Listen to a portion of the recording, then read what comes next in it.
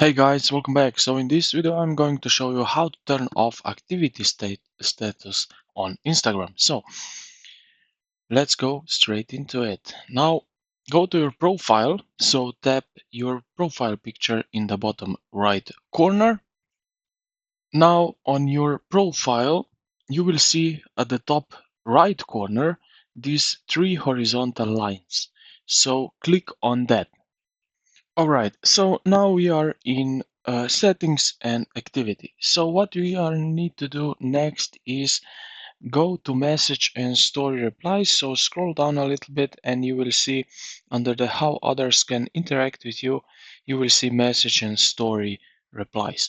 So now click on that and here it will open up the second menu.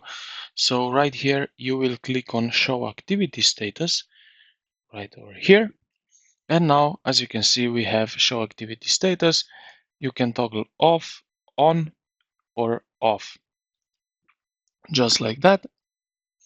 And this is pretty much what you need to do. I hope this video helped you out. If you did, consider to like the video and subscribe to the channel. Thank you for watching and I'll see you in the next one.